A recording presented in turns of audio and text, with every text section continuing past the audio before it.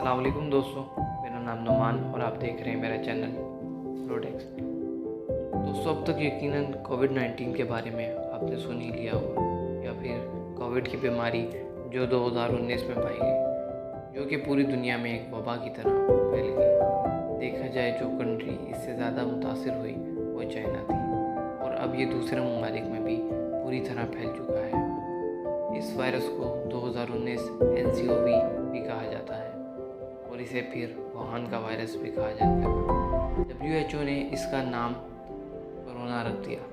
इसे SARS CoV के नाम से भी जाना जाता है क्योंकि ये बहुत मुमासलत रखता है कोरोना से। दोस्तों, सार्स एक ऐसा वायरस था जो कि 2002 में चीन में ही पाया गया। अब ये भी कहा जाता है सार्स की वजह से ही कोरोना वायरस हुआ। जो कोरोना वायरस चमगादड़ों में था फिर वहाँ से इंसानों में पाया गया। एक तहकीक के मुताबिक ये भी कहा जाता है कि चमगादड़ों से ही इंसानों में मुंतकिल हुआ। सन 2002 में जो सार्स हुआ था इसकी वजह से 8,098 केसेस हुए थे और इससे तकरीबन 774 मौत हुई थी। कोरोना माइक्रोस्कोप में एक ताज की तरह लगता है।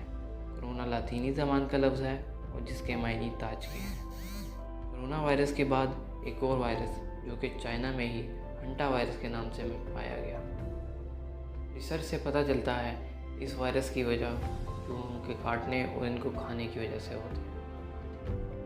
दोस्तों, ये वायरस कोरोना वायरस की तरह ख़तरनाक नहीं समझा गया क्योंकि ये एक इंसान से दूसरे इंसान में हाथ मिलाने या पास बैठने से नहीं फैलता।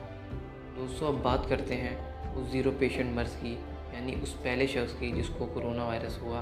और दोस्तों, चाइना की एक तहकीक के मुताबिक एक 55 साला फ़र्द जो चाइना के सूबे हूबी में था और वुहान शहर के उसी मार्केट में काम करता था जहां से ये वायरस पैदा हुआ।